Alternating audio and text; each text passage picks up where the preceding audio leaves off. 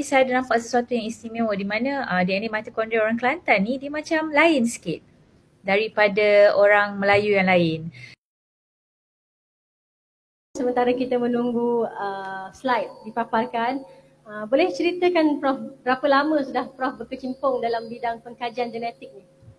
Dan apa yang menarik minat Prof untuk mengkaji tentang genetik bangsa Melayu ni, Prof? Mungkin boleh kongsikan kepada kita sementara kita tunggu slide dipaparkan. Okey, terima kasih. Saya bermula dengan kajian DNA sebenarnya, kajian DNA Melayu ni sebenarnya secara boleh dikatakan tidak sengaja sebab masa saya sambung pengajian di peringkat PhD di University of Glasgow, saya berminat untuk actually mengkaji daripada bidang saya, bidang sains forensik sebenarnya.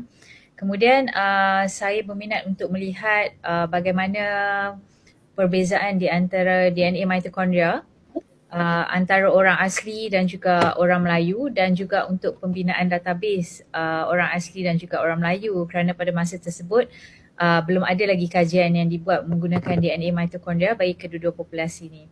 Jadi bila saya menggunakan DNA mitokondria ni, dia sangat unik di mana dia hanya diwariskan daripada ibu kepada anak-anak sama ada anak lelaki atau anak perempuan. Ia tidak boleh diwariskan daripada bapa.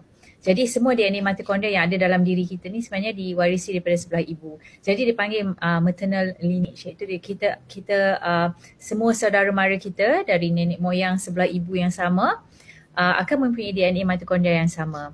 So bila dah tengok tu, saya pun nampak lah ada sedikit perbezaan di antara orang asli dan juga orang Melayu. Tetapi ada sesuatu yang ketara dekat situ, tapi masa tu sampel number pun kecil dan sebagainya. Untuk kajian PhD, it was just about 300 sampel macam tu saja. So kita tak nampak lah sesuatu, orang kata apa, sama ada beza atau sama, dia tak begitu jelas lagi. Jadi bila saya balik ke Malaysia, tapi saya ada nampak sesuatu yang istimewa di mana DNA mitokondria orang Kelantan ni dia macam lain sikit daripada orang Melayu yang lain. Dia sebab orang Kelantan, it started like that. Saya pun daripada USM Kubang Kerian masa tu sebab program forensik di sana. Jadi yang Kelantan ni, because bila saya buat sampling, orang Kelantan saya senang untuk dapat 3 generasi Kelantan yang tulen. Maknanya tidak bercampur lah. Sebab saya nak masa tu apabila saya ambil sampling masa PhD, it was just kita panggil modern Malay. Melayu, asalkan dia Melayu, 3 keturunan.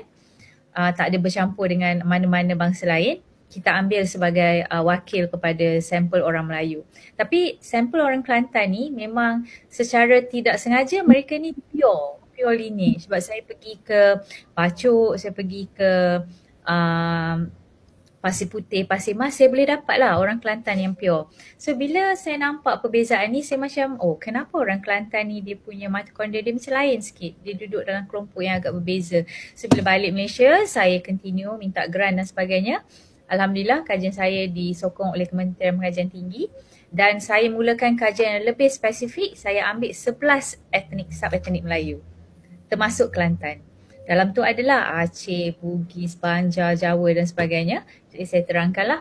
Dan daripada situ saya nampaklah kita punya pertalian dengan orang Semang, berapa umur DNA orang Melayu dan sebagainya. Dan saya juga pergi ke Institute of China dekat Kunming sebab diorang ada buat satu kajian DNA mitokondria yang sangat large scale. Beribu-ribu sampel, 6,000 lebih, which kita memang tak boleh afford lah dengan geran kita sebab kajian menggunakan DNA manusia ni sangat mahal. So bila kita bandingkan, saya nampak DNA orang Kelantan, orang Jawa ada representative daripada setiap sub-etnik ni nampak lebih tua daripada DNA dekat negara China. So daripada situ saya teruskan lagi guna penanda DNA yang berbeza dan sebagainya. Dan akhirnya kita akan lihatlah sekejap lagi apakah kesimpulan dan dari manakah asal-usul orang Melayu. Adakah benar kita ni daripada Yunan, daripada Taiwan dan sebagainya.